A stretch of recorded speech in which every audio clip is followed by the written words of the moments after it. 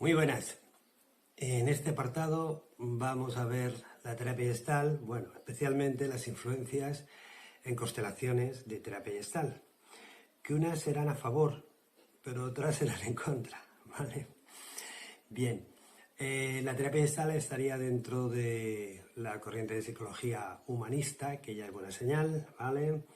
Antes hubo un tiempo de psicología introspectiva, que cada uno, pues claro, daba su opinión según su introspección. Luego una conductista, que solamente era observable lo que se veía, la conducta. Y claro, esto llevó a hacer muchos laberintos de muchas ratas y muchas veces sin llegar todavía al paciente, ¿vale? Y luego una cognitiva, que se basa más en esas computadoras que han llegado a ser nuestros ordenadores, donde consideran que hay unos procesos interiores, más allá incluso de los estímulos exteriores que nos hacen ser como somos, ¿vale?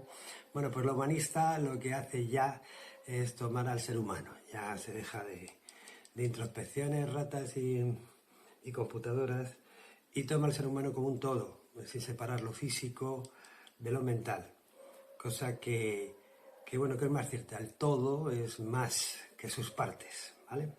La terapia gestal fue desarrollada entre la década de los 40 y 50, aunque luego ha habido muchas más aportaciones, sobre todo por Fritz Perls, Laura Perls y Paul Goodman, ¿vale? Pero ya digo que luego ha habido muchos más autores que han contribuido en la Gestalt y que también durante la década de los 40-50. Entre ellos estaría posteriormente Claudio Naranjo, chileno, que ha ido aportando mucho sobre este tema. En España, las constelaciones precisamente entraron dentro del ámbito, empezaron a entrar, de la mano de Bergeninger, dentro de ámbitos de Gestalt, de terapia Gestalt. En Barcelona, pues en la década de los 90. Y a partir de ahí ya entra a todo el resto de España, que allí se le llamaría constelaciones, porque la traducción literal en alemán sería posicionamientos.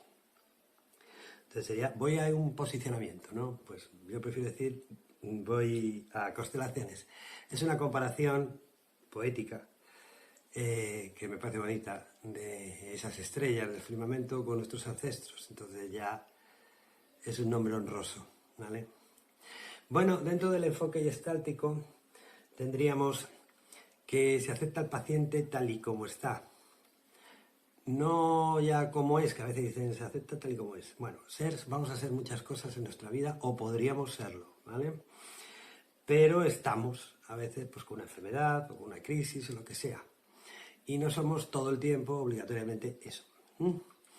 Entonces, en constelaciones vais a escuchar muchas veces, sí, lo acepto, ¿vale? Una frase que dice, lo acepto, ¿vale? Esto para una guerra interior, en el cual la persona a lo mejor, pues, se dice muchos, yo creo que debería o tendría que hacer, se lo dice a los demás también, yo creo que tú deberías, que tú tendrías que hacer, porque considera que no es una persona completa, que tiene que llegar a algo. El aceptarlo nos hace ya tranquilizarnos un poco más y vernos como una persona que ha tenido que hacer estas cosas, las que sean, para sobrevivir dentro de lo que había dentro de su sistema familiar y de su sistema social o de otros. Entonces ha tenido que hacer lo que tenga que hacer y entonces lo aceptamos. Y luego ya nos pondremos a trabajar, o se pondrá a trabajar para esa persona para autocurarse, ya que la Gestalt pretende más que la persona se autocure a que sea el terapeuta el que se ponga el traje de Superman para curarle. Porque así se quita una dependencia, lo hace con sus propios recursos, que es lo mejor, y entonces pues se libera y puede navegar sobreviviendo ya el resto de su vida mejor, ¿vale? También enfatiza la responsabilidad personal, ¿vale? Yo me hago responsable, incluso de los daños que me hayan hecho. No solo los que haya hecho la persona, sino los que le han hecho. Yo me hago responsable porque me dejé hacerlos, de alguna forma, ¿vale? Entonces también quitamos una cantidad de drama a nuestro espíritu víctima cuando estamos demasiado en él. Claro, en constelaciones vemos que a veces la actitud de víctima, de perpetradores o violentas, o la falta de respeto, pues vienen de hechos que de los ancestros, de los sistemas familiares que hemos tenido, que nos rodean. Y entonces, pues, ¿quién se debería hacer responsable, ¿no?, ante ese hecho? ¿El individuo o el sistema? Bueno, yo soy de los que piensan que el individuo tiene que hacerse responsable, pero también el sistema. Allí donde ocurrió, los que hicieron lo que fuera son los que mejor pueden solucionar y subsanar la situación. Claro, esto hay que hacerlo con respeto. No podemos entrar en un sistema familiar y hacer que ancestros nuestros, vivos o fallecidos, digan y piensen en cosas que nosotros queremos. Entonces esto hay que hacerlo muy bien para no faltar el respeto a esos ancestros, a esas otras personas, y sin embargo se arregle la situación para que llegue esa nueva situación al cliente o al paciente y se pueda desidentificar de esa situación que le trae problemas. Por ejemplo, pues a lo mejor un paciente tiene ansiedad por una ansiedad que vivió una bisabuela suya porque a principios del siglo XX le quitaron las tierras, murieron hijos suyos, su marido también y tal, y lo pasó muy mal. Bueno, pues hay que deshacer esa situación para que esa ansiedad se vaya del descendiente que la está llevando, ¿vale? Esto lo pongo como ejemplo. Esos dos tíos abuelos que murieron en la guerra civil y no se supo nada de ellos, o quedaron sepultados en una trinchera, bueno, pues también eso se deshace y eso quita otros problemas que llevamos, porque son excluidos, ¿vale? Y eso se puede rehacer y nos liberamos de todo aquello. Hay también, bueno, numerosísimos hechos de todo tipo, depresiones que pueden venir de bolsas de víctimas que nosotros llevamos y llevamos su tristeza. Entonces, también deshacer esa tristeza. Y entonces esa tristeza ya no encuentra, no solo a mí, sino a nadie, para que identificarse con ella, ¿vale? Pero ya digo que esto siguiendo unos procesos de respeto. A la Gestalt, por ejemplo, le interesa más el cómo se hace que el contenido, ¿vale? La ideología o la creencia que hay, ¿vale? Esto también es bueno y es muy interesante. Entonces, eso realmente dice, bueno, pues cómo estaban. Realmente eso era lo que decía, cómo estaban. Ahí creo que Constelaciones da un paso más que Gestalt si llegamos a sistemas, que a individuos simplemente, que ellos a lo mejor no participaron en nada de aquello que ocurrió y sin embargo están sufriendo la sintomatología que creó ese hecho, ¿vale? Y luego también el vivir el presente, el aquí y el ahora. Esto que actualmente le están sacando, bueno, están explotando hasta la saciedad numerosos autores, entre ellos, por ejemplo, famosos como Eckhart Tolle, ¿no?, con El poder de la hora, pues ya lo decía la Gestalt y otras corrientes por los años 40, 50, etc. Y entonces, pues, muchas veces me han preguntado por qué se mira el pasado si a lo mejor se pretende ver el presente, el aquí y ahora, se mira el pasado ancestral, lo que ocurrió. Y es que ese pasado ancestral está presente, está realmente presente. En nuestro inconsciente, en nuestra alma, como le queréis llamar, realmente sería en nuestra vibración. En nuestra vibración está presente ese pasado. Entonces nosotros tenemos que ir allí, o donde haya que ir, y si eso se coloca bien, si eso se desidentifica bien del cliente, a la Gestalt le gusta más decir cliente que paciente, porque paciente es como que ya es alguien enfermo que viene a curarse, pues quiere ponerle más como cliente para que, bueno, se dirija más hacia su autocuración. Bueno, pues deshacer esos hechos que ocurrieron en el pasado hace que se deshagan nuestra vibración presente y entonces nuestra vida pueda ser diferente, sin que tenga que entrar más el terapeuta y nosotros solos vamos colocando nuestro destino donde lo tenemos ya que colocar para vivir lo que tenemos que vivir. Otro aporte de la terapia Gestalt es que se fija más en lo que hace el individuo que en lo que dice o piensa, ¿vale? Que esto nos puede confundir. Pero también esto ocurre cuando se saca la constelación y se ve lo que hacen los representantes. Bueno, pues podemos fijarnos más en lo que hace el representante que en lo que dice cuando le preguntas. Cuando sacas a alguien como un elemento del alma del cliente, pues entonces le puedes preguntar, bueno, ¿qué tal te encuentras? Y te dice, pues, tranquilo, estoy tranquilo. Bueno, pues evidentemente no está haciendo no tiene un comportamiento tranquilo ese elemento, sino que lo dice, pero no lo muestra. Entonces se hace más caso a lo que muestra que a lo que dice, ¿vale? A veces con un representante te puede decir que me encuentro bien y tal, pues, y le ves tenso y bueno, pues no se encuentra bien. Eso es más importante que lo que dice, ¿vale? Bueno, en la vida también ocurre esto. A veces pues te llega un paciente o un cliente a la consulta y entonces pues su forma de hablar rápida, nerviosa y tal, y sin embargo te dice que le va bien todo en la vida y tal, bueno, pues ya indica que ahí hay una contradicción. Normalmente el terapeuta no se lo manifiesta de primeras, pero sabe que tiene una concepción, o que quiere agradar, que tiene una concepción diferente a la realidad de sí mismo, ¿vale? Bueno, para eso se está, ¿no? Para intentar solucionarlo, ¿vale? Luego también la Gestalt se dirige a reducir pensamientos parásitos, ¿vale? Por sentir y vivir el presente, las emociones del presente. Esto es no quedarse eternamente en los pensamientos mentales del individuo, pero que también vemos que a veces son influencias del pasado ancestral, donde la persona está viviendo emociones y también ese estado alterado de pensamientos de otros individuos de su sistema del pasado.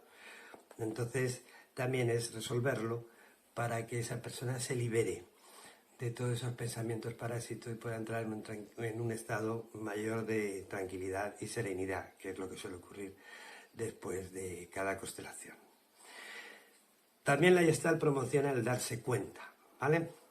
O sea, el ser más consciente de todo, de tu situación, de ti mismo, bien. Ganar también de alguna forma más presencia. Eso se le nota a personas que a lo mejor la primera constelación que vienen, pues les dices cosas y no les cuesta enterarse, tienen un nivel de confusión alto y les cuesta enterarse incluso, pues yo qué sé, de una broma o algo así, se la toma muy en serio. O tiene todo el pelo sobre la cara y le cuesta mirar cualquier situación, la persona está en una posición muy enrocada en sí.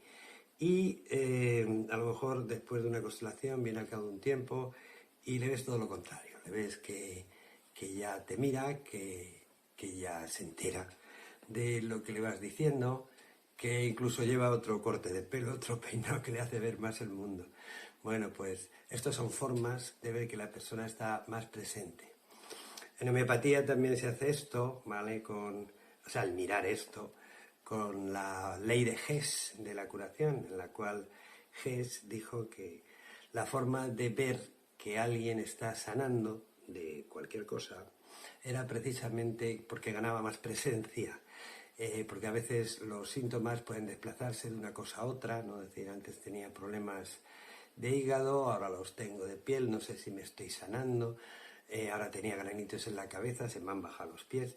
Bueno, pues si la persona está más presente es que vamos bien. Esa persona va en el camino de la sanación y de ser más consciente de sí mismo. Y entonces, bueno, se irá moviendo, se va desenrollando la enfermedad de alguna forma, pero esa persona va por el camino que debe de ir para encontrarse mejor, ¿vale? La Gestalt también analiza determinados mecanismos neuróticos, que es muy interesante verlos un momentito, ¿vale? Pero claro, aquí nos tendríamos que preguntar qué es la neurosis, ¿vale? Porque también hay mucho lío en esto. En un principio se utilizaba para identificar trastornos de alteraciones mentales acompañados de, bueno, pues de determinados síntomas como ansiedad, angustia, introspección, también a veces a depresión o conductas repetitivas, etcétera, ¿vale? Pues que de alguna forma iban dirigidas a bajar el nivel de estrés o de alerta, ¿vale? O de miedo que sentía el individuo ante un estímulo que de pronto aparecía en su vida, ya fuera externo o interno, ¿vale? Ya casi no se utiliza el término neurosis, ¿vale? Ahora se dice más trastorno emocional de ansiedad, trastorno emocional de insomnio, trastorno emocional, incluso de angustia, lo que sea, ¿vale?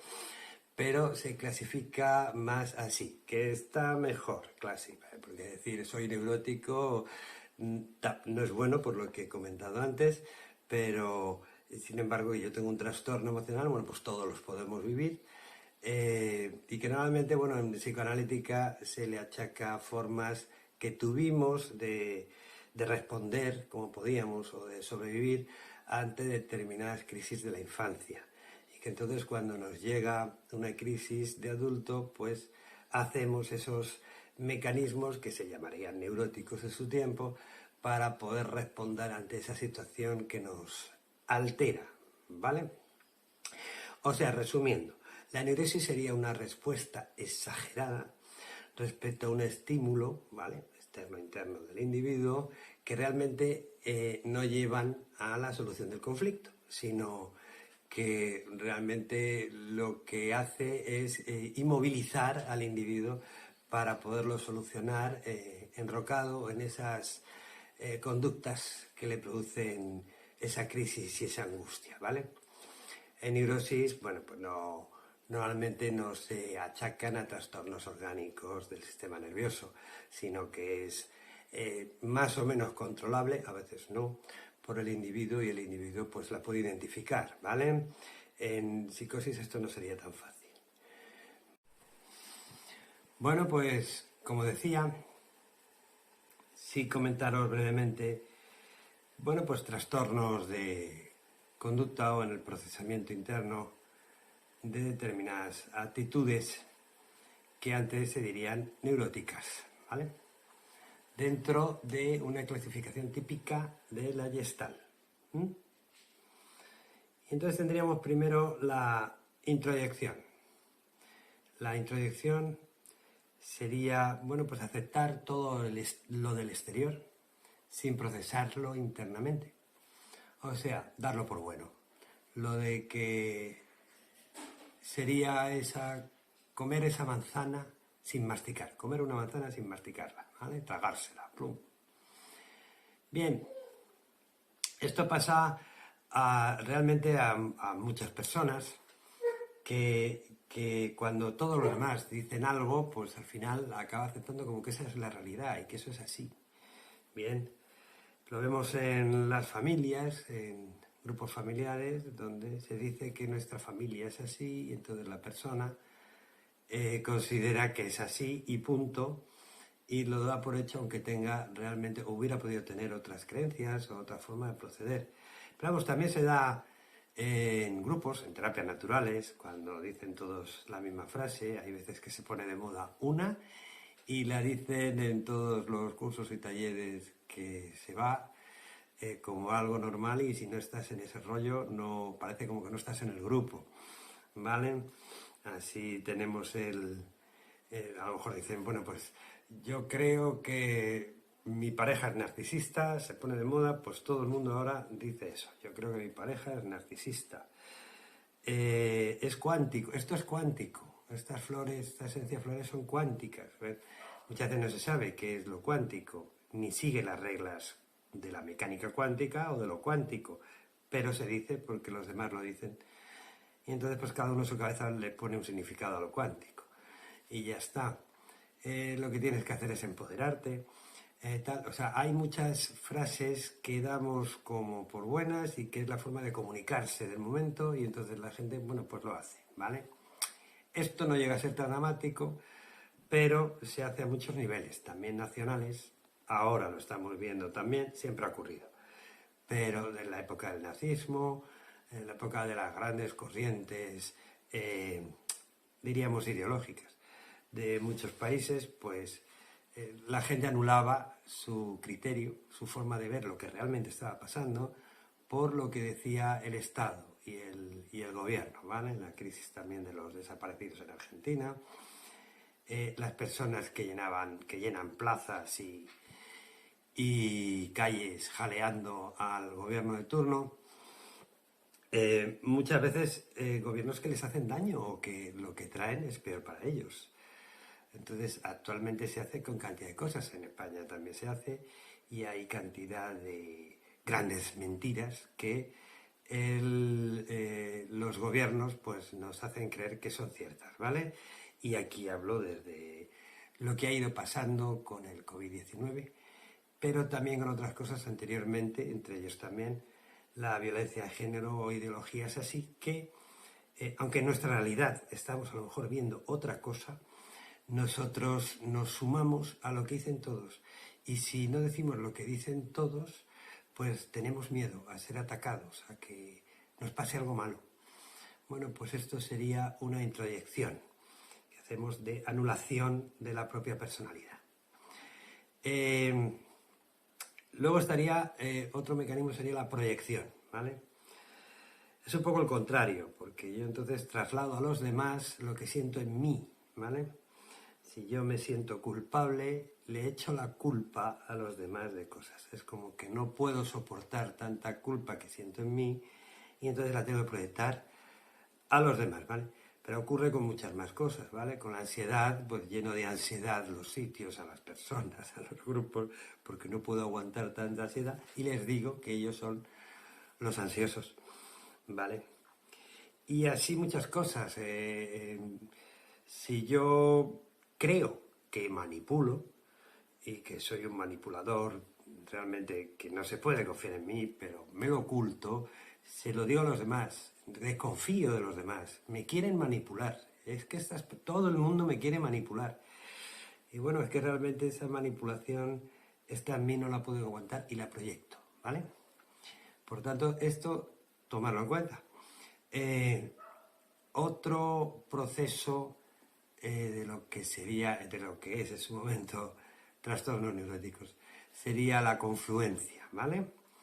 Donde no se distingue entre lo de fuera y lo de dentro, ¿vale? Es como si yo soy el mismo grupo soy yo, sin verme como individuo, con criterio propio. Esto también lo estamos viendo a menudo, esto ha pasado toda la vida, todos estos sitios de sectas, de lugares de pensamiento único, o lo que le pase al líder es como si me lo hubiera hecho a mí, o peor. Bueno, pues serían realmente confluencias con el grupo. Y tenemos familias donde ocurre esa confluencia en el cual tienes que ser como quiere la familia y si no te rechazan, si no eres expulsado, ¿vale? Hay familias que se enfadan más si cambias a que si tienes una adicción o un problema grave. Entonces, esto también hay que tomarlo en cuenta para tener un criterio propio, ¿vale? En las noticias que vemos donde hay líderes que niegan a lo mejor el resultado de elecciones o cosas así sin ninguna prueba y sale un montón de gente a la calle jaleándolo, adorándolo, sin ver primero la información que pueda haber sobre el tema, pues es una forma de confluencia, ¿vale? Luego otro de los mecanismos de neurosis sería la retroflexión, ¿vale? Que es cuando alguien dirige hacia sí mismo lo que debería hacer con el exterior, ¿vale? O lo que querría hacer con el exterior, ¿vale? Si siente que tiene que pedir más a los demás, se lo exige a sí mismo. Y se levanta aún más temprano y trabaja aún más, ¿vale? Si siente que a los demás les tiene que echar una bronca o castigar, inclusive, ¿vale? Sea positivo o negativo, se autocastiga, se echa la bronca a sí mismo. Entonces, cuando empieza la guerra, saca un puñal, pero para clavárselo a sí mismo, ¿vale? Esto es la retroflexión. Entonces hay personas que siempre que hay una crisis, un problema, en los cuales a lo mejor no son responsables, inmediatamente se echan la culpa a ellos de eso que ha ocurrido, ¿vale? Bueno, luego estaría el egotismo, ¿vale? que está cercano al narcisismo, ¿vale? El egotismo se manifiesta como un exceso de buscar lo deseable para uno mismo, ¿vale? Olvidándose de los demás. Es como, primero estoy yo y luego ya veremos qué pasa con los demás o con el grupo. El yo mime conmigo, ¿vale? Esto va aumentando últimamente cada vez más en generaciones, también siempre ha ido así, ha ido ocurriendo más así, pero se llega a un extremo donde ya no se ayuda a nadie, a lo mejor, y se va solo a intereses personales. Entonces esto hace un mundo, la verdad, que bastante insolidario para muchas cosas. Este egotismo cada vez se ve más claramente, ¿vale? Luego la deflexión, ¿vale? Donde se distrae o se desvitaliza el contacto con los demás. Es curioso, pero si nos damos cuenta, podemos ver que muchas veces lo hacemos, ¿vale? O sea, por miedo y rechazo al acercamiento demasiado de los demás, que tiene que ver normalmente con nuestro acercamiento a nuestros padres, que también a lo mejor tuvieron un trato así, frío, no nos gusta o nos da miedo acercarnos demasiado. O sea, hay personas que mediante gestos, actos, bromas, pues desvían la atención de un contacto más íntimo o personal en lo que se está hablando, en lo que se está diciendo, cualquier cosa así, ¿bien? Entonces le comentas, oye, ¿qué tal estás sobre esto? Y entonces te suelta una broma. Tú te ríes y ya está, ya queda diluida, ¿vale? Hay personas que evitan dar un abrazo o que cuando te dan un abrazo luego te pegan un empujón. No se dan cuenta, pero lo hacen porque realmente existe en ellos un rechazo o sintieron ese rechazo a sus padres y entonces lo hacen con el mundo, ¿vale? Luego estaría la profección, ¿vale? Cuando hacemos determinadas conductas hacia los demás para que luego nos la hagan a nosotros. Bueno, hay personas que dicen hasta qué punto esto es un año, ¿no? Sí, yo trato a la persona agradablemente para que luego me trate agradablemente, ¿bien? Entonces, bueno, también es un mecanismo de relación, de supervivencia para tu vida, ¿bien? Pero sí que es cierto que si se hace siempre con ese interés, pues luego cuando no existe esa devolución, existe una rabia porque no ha respondido a lo que nosotros le hicimos.